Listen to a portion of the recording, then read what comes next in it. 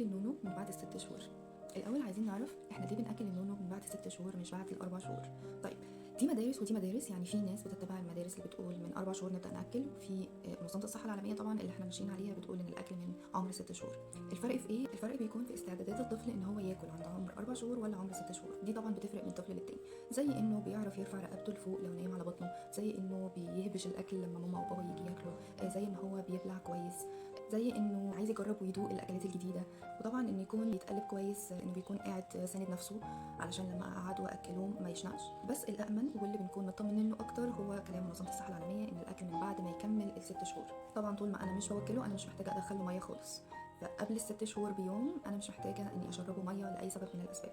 الميه بتدخل مع الاكل بس علشان تساعد في الهضم، لكن ايا كان البيبي بيرضع طبيعي او بيرضع صناعي مش بيحتاج انه يدخل له ميه، لان اوريدي اللبن اللي بيشربه بيكون فيه ميه. كمان ممنوع ان احنا ندي البيبي اي اعشاب لا يوم الولاده ولا بعد 3 ايام ولا عشان عنده مغص ولا علشان عنده مساك ولا اي سبب من الاسباب. الاعشاب ممنوعه تماما لانها اولا بتملى بطن البيبي، ثانيا في اضرار كتير على البيبي.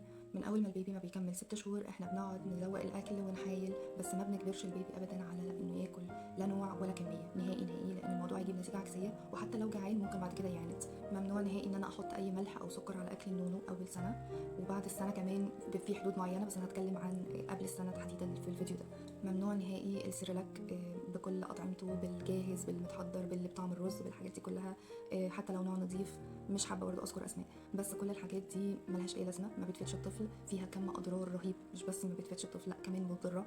طبعا حاجات كلها صناعيه، مهما كان مكتوب على العلبه حاجات لطيفه وفيتامينات مش عارف ايه والكلام ده كله، كل ده كلام شركات، لكن الحقيقي انه هو مش مفيد نهائي، واضراره اكتر بكتير جدا من نفعه.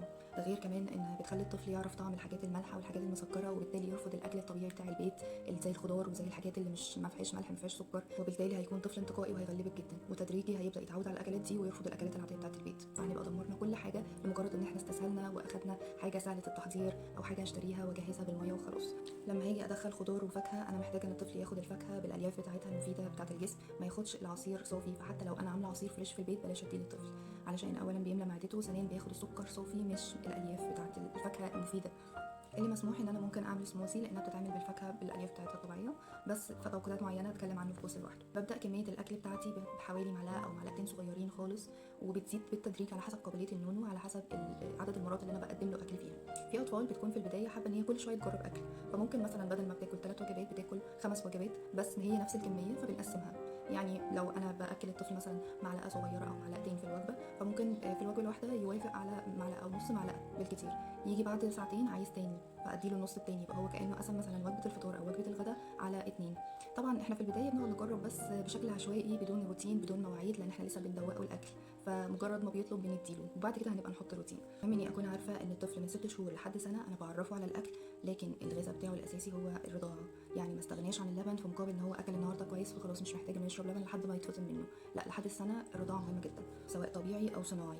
بعد السنه ممكن ان انا اوقف الصناعي واكمل عادي الاكلات واللبن المسموح لي بعد السنه، لكن لو رضاعه طبيعيه بكملها لحد السنتين عادي جدا. بفضل ازود في الاكل تدريجي لحد ما اوصل تقريبا 6 معالق في اليوم، دي كميه كويسه جدا.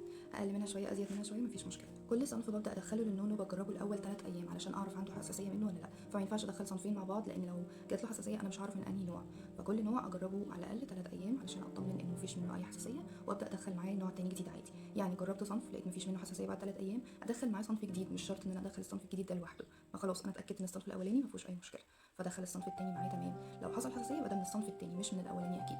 طيب اول صنف ببدا بيه في الاكل صنف الخضار، لانه سهل في الهضم ولان فيه الياف كتير طبعا، وعلشان الطفل ما يتعودش على مثلا طعم الفاكهه المسكره الحلوه قبل الخضار فيرفض الخضار. طيب زي ايه اصناف الخضار؟ زي الخيار، البطاطا، البطاطس، الجزر، البروكلي. طيب اعمله ازاي؟ بسلقه او بسويه على البخار وبعد كده بفرمه كويس او بطحنه كويس، يعني الاكل يبقى زي كده في الاول او القوام بتاعه زي الزبادي كده، وبعد كده تدريجي ابدا ان انا اخشن حسب سن الطفل.